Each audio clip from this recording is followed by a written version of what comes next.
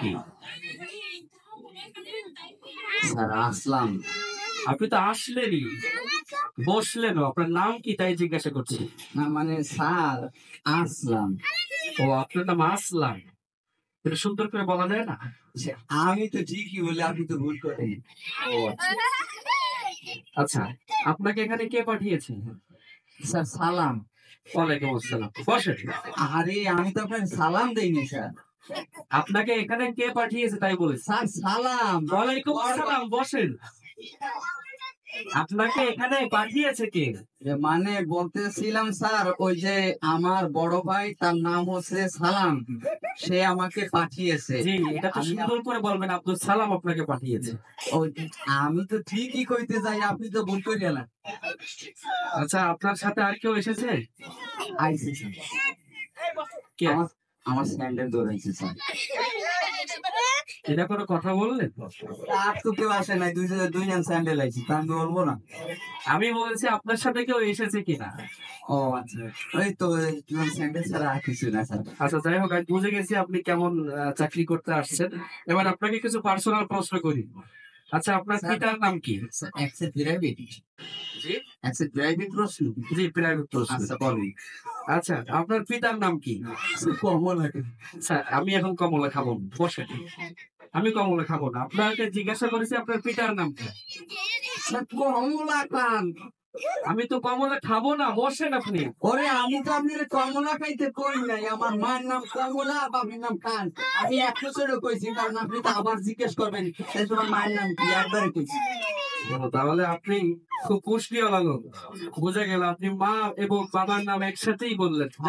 Horlicks আর এখনো খাই। এখনো হরলিক্স খান? আচ্ছা, তাহলে আপনার বাসায় কে কে আছে? পরের প্রশ্ন। স্যার বাসা খাই। একদম খালি? হাই এই বলছি কেন, একটু পরে তো জিজ্ঞাবেন আপনি বিবাহ করছেন কিনা, আপনার পোলা পাইন কয়জন, একজনে একবারে বললেছি বাসা খালি। তাহলে তো আপনি খুবই আগিয়ে থাকতেছেন সামনের দিকে। তাহলে মনে হয় আপনার এই চাকরির ব্যাপারে অনেক অভিজ্ঞতা আছে। যাক, আপনাকে আমি এক কথায় কিছু প্রশ্ন এবার করব, আপনি এক কথায় উত্তর দিবেন। রাজি আছেন? পারবেন তো?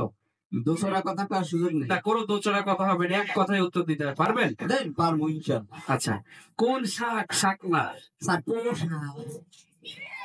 মাশাআল্লাহ, আপনি সুন্দর উত্তর দিয়েছেন। আচ্ছা, কোন লাউ লাউ না? স্যার পোলাও। আচ্ছা, মাশাআল্লাহ, এটা হয়েছে। আচ্ছা, কোন দেশ দেশ না? এটা পারবেন না। এবারেন না স্যার সন্দেশ। সন্দেশ। মাশাআল্লাহ, এটাও পেরেছেন। তাহলে আপনাকে মনে হয়। এখন এতক্ষণ তো আপনি আমার জিগাইলেন, প্রশ্ন করলেন, আমি একটু করি। জি, জি, করেন। স্যার আমার চাকরিটা কি হবে? আপনার চাকরি হবে কিনা একটা চিন্তার বিষয়। চিন্তা করে দেখতে হবে, হবে কিনা। আপনি তো বলতে পারেন হয়েই গেছে, বলতে পারেন না। না, আপনি যেভাবে প্রশ্নের উত্তর দিয়েছেন মনে হয় চাকরি হয়েই যাবে। আচ্ছা, তা স্যার আমার বেতনটা কত দেবেন স্যার? আচ্ছা, বেতন আপনার কত হলে হয় বলেন? কত টাকা হলে আপনার পোষাবে? 10,000 টাকা দিন, খুব ভালো হয়। আচ্ছা, ঠিক আছে, ঠিক আছে, আপনাকে 10,000 টাকা দিই, বসেন। জি, স্যার তাই আমার কাজটা কি স্যার একটু বলেন।